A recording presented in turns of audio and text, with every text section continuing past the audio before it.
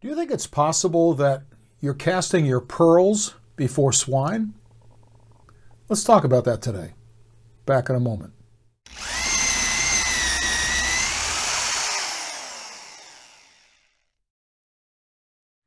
During the Sermon on the Mount, Jesus made kind of an alarming statement. He said, "Don't waste what is holy on people who are unholy. Don't throw your pearls to pigs. They will trample the pearls, then turn and attack you." You know, Pastor, I'll bet that you've probably preached this sermon several times, and you've gone through all of the details of it, and I probably can't improve upon that. But have you ever thought of these words with respect to your ministry? Do you cast your pearls before swine?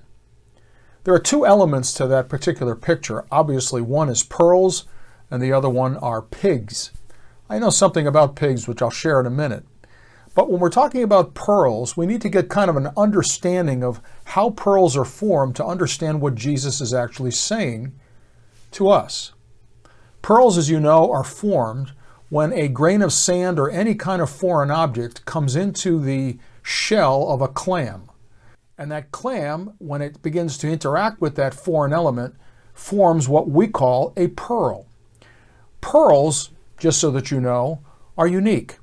Like snowflakes, no pearl is exactly alike. And pearls are also not perfect. That's one of the dynamics of a pearl. It's not perfect. Now, in the jewelry business, there's a lot of pearls out there that are custom jewelry. They're made to imitate pearls. And one of the ways you can easily spot that they're not pearls is that every single one is precisely the same size. That's not the case with pearls. They're all individual and different. They also have a rougher texture to them than we often see in custom jewelry. So there's a variety of different pearls out there. And again, we could get into the whole ecosystem of pearls, and that's not my intent. But what I want to communicate to you is that pearls have great value. They have incredible value. In fact, in a recent auction, a pearl that was owned by Marie Antoinette went for $32 million. Obviously, the normal pearl doesn't go for that amount of money, but generally speaking, they are extremely expensive. The reason they are is how they're made. It takes a long time to make a pearl. Now, there are two different classifications of pearl. One are natural pearls, which are the most expensive. These are formed by clams, and they're mostly found by accident. In other words, you don't know before you open up that clam that there's a pearl inside. They're natural, they're difficult to find, and there's no way to really trace whether a clam has a pearl or not. The other are cultured pearls. That's where you create an environment where there are many clams and you introduce that foreign substance into the clam's body. So you are intending to create a pearl, and it's in a controlled environment. Those pearls are less valuable, but they're still very valuable. Pearls are unique in that they're not just white, but they also take on certain color characteristics. There's like a pink and a red dynamic that goes to pearls. It's very subtle. But someone who knows jewelry knows that pearls are not exactly perfectly white. That's not the way they are. And there are pearls that are different colors. In fact, the black pearl, you probably heard that on the movie Pirates of the Caribbean. Very rare pearl. There are pearls that are various colors. And we hear in the scriptures, Jesus talks in another place about the pearl of great price. People in his day knew that pearls really had tremendous value. In fact, he talks about the pearl of great price as something that people would sell everything they had just to own it, because it has that kind of intrinsic and financial value. Pearls are something that are created in us by an irritant. And this is what I want to communicate to you today. The pearls that have been created in our lives have come through trials and difficulties and temptations. They've come through irritants. We've learned certain things as ministers from experience. Those experiences have created something we didn't necessarily anticipate. You've heard me share in the past about my experience with a church that went bad. I wrote a book called Spiritual Abuse: How to Break Free from Toxic Churches Without Losing Your Faith. In the book, I speak about being part of a church that initially started really strong but ended very poorly. And this experience that I went through for several years was essentially a grain of sand. It had the potential, and ultimately did, create a pearl. It wasn't intended any more than a clam is intending to swallow a foreign object. But as that foreign object is dealt with inside the clam, as it tries to deal with that foreign object, it creates something oftentimes that is unusual and also very valuable that we call a pearl. Pearls are created in your life when you've had to deal with an irritant. You've had to deal with something unexpected, something you didn't like, but that going through the experience, it has created something of great value. And when Jesus says, don't cast your pearls before swine, or don't give what is holy to dogs, this is what he's speaking about. You, as a minister of the gospel, have experiences. You have gone through trials, difficulties, and temptations. And what you've learned through those things, Jesus says, do not give to people who do not deserve it, or people who are not ready to receive it. Now, I said earlier that I have some experience with pigs. In my younger years, I spent some time on a farm, and I had the opportunity to raise pigs, and I learned a lot about pigs. Most people have an incorrect view of those animals. First of all, pigs are smart. They're a lot smarter than many of the other animals out there. Whereas cows, for example, will defecate anywhere. They don't care where they go to the bathroom. Pigs are very selective in terms of where they go to the bathroom. They only go certain places because they don't want to contaminate food. They don't want to contaminate their environment. They're actually a lot smarter than cows. Pigs don't sweat. One of the reasons you're accustomed to seeing pigs in slop or in a lot of dark liquid, which is typically waste, up sometimes right to their nostrils, is they're trying to cool their bodies. They don't have the ability to sweat like we do. So when it's hot out, they want to get in an environment like dirt and like, filth, essentially, that will cool them down. That's why they do that. It's not because they're attracted to that which is disgusting. It's that they want to cool their bodies down and they can't sweat, so that's why that happens. You also know about hogs and about pigs that they are considered unclean animals. And that's what that means is you can't eat ham and you can't eat anything that's related to a pig, which you got to think the Jews really suffered not being able to eat bacon. I mean, that's really incredible challenge. Anyway, pigs are a unique animal. They're smart. As I said, they have certain characteristics about them, but one of the things about pigs is they don't appreciate pearls. Pigs are unique also in the sense that you can't raise one and expect it to grow very large. If you have one pig, you'll never have a large hog. The reason for that is that pigs are extremely competitive. And for them to get fat, they need to have another pig or several other pigs in the room. What happens is if there's a bunch of food that's available and there's another pig in the room, they go after that food even if they're not hungry. The nature of pigs is a lot of times they eat to keep the other pigs from getting food. So if you're going to raise a pig, it'll eat to its own fullness, but then it'll stop eating and it typically won't get very fat. But if you have several pigs in the room, it will eat and get very large because it's trying to muscle out the other pigs from getting the food. They eat and overeat to make sure the other pig doesn't get it. That's the nature of pigs. And Jesus once again describes a great example here. Don't give that which is of value to pigs. Pigs don't appreciate pearls. They don't appreciate things of value. What they do appreciate is competing against other pigs and getting something for themselves. They're very self-focused, self-oriented. They don't care about the rest of the world. They only care about their own comfort, their own food, and their own life. They have no interest in anything else.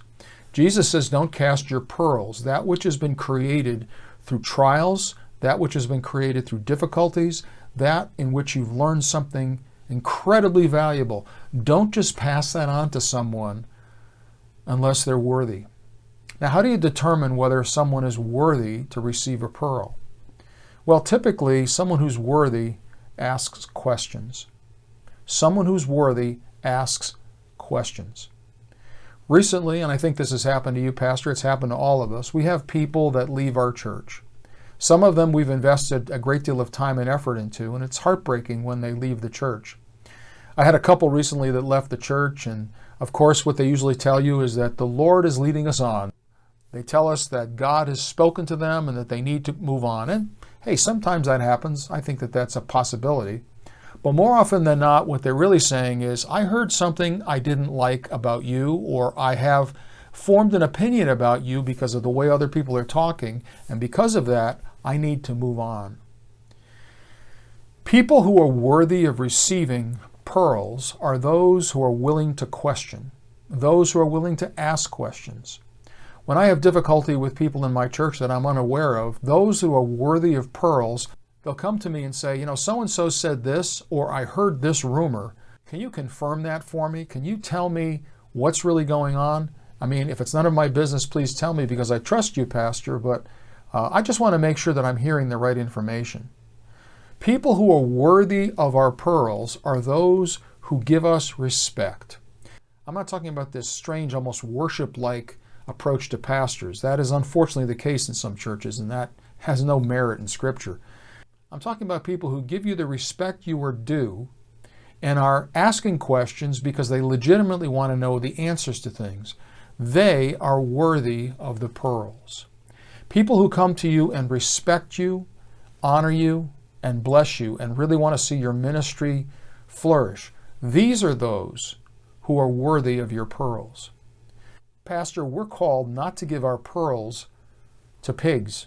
In other words, don't be volunteering a lot of information to people who haven't proven that they're worthy of hearing it.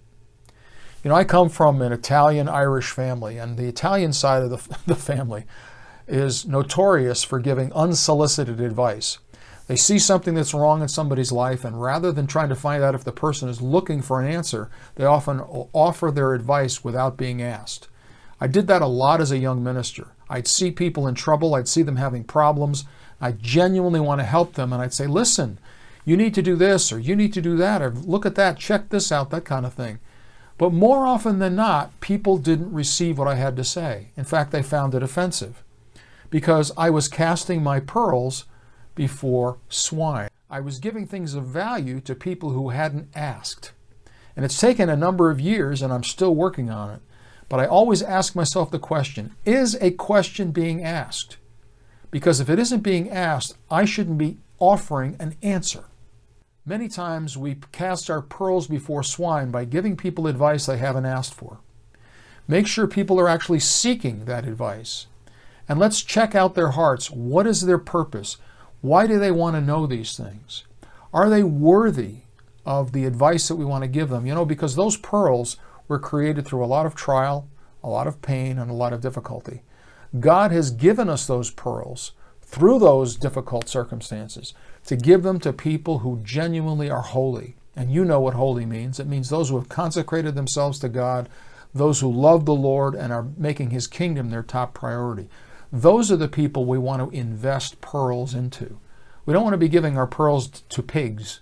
We don't want to be giving our pearls to people who don't care and who don't honestly value the things we have to say. And I think you as a leader have seen this happen in your own ministry many times. Maybe you spent hours counseling people and they just go and do whatever they please. They completely ignore your counsel and do exactly the opposite. I've spent hours oftentimes training and speaking to and teaching people, only to find that a number of days or even months or sometimes years later, they do exactly the opposite with what I've taught. What happened? I cast my pearls before swine.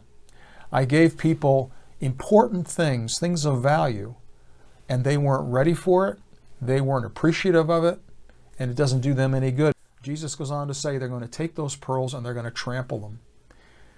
I have to tell you, and I think you, Pastor, can say the same thing, how many times you've seen it happen where you've shared some of the deepest things of your heart with people. You try to convey to them things that are going to give them value, only to see them turn around and just walk all over it and do exactly the opposite. It's just disheartening. Well, whose fault is that? Jesus says it's your fault and my fault. Be careful whom you share things of value with. Make sure that they are holy. They are people who are consecrated to God. They are people who are genuinely seeking the things of God.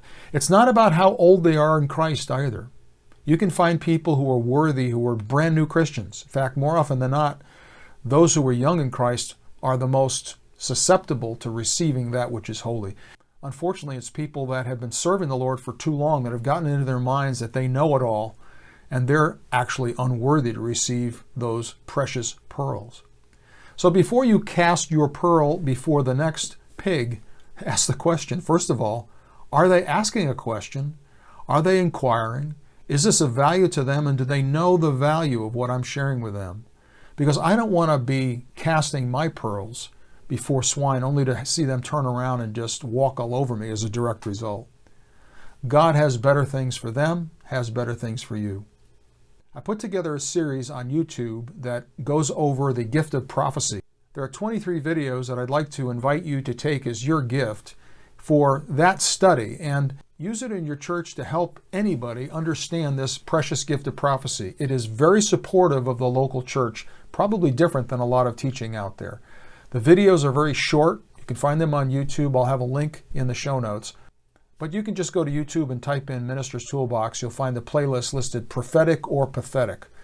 Virtually all of those videos are very brief, between 3 and 10 minutes, but they're great little teaching nuggets that will help people understand how the gift of prophecy works. I'm hoping to, in the next few weeks, put together a similar series on the gift of apostle, and I think you're going to get a lot out of that as well. Before we go, as you know, I end each podcast with a quote especially for you. This one is from John Maxwell, who said, "To add value to others, one must first value others."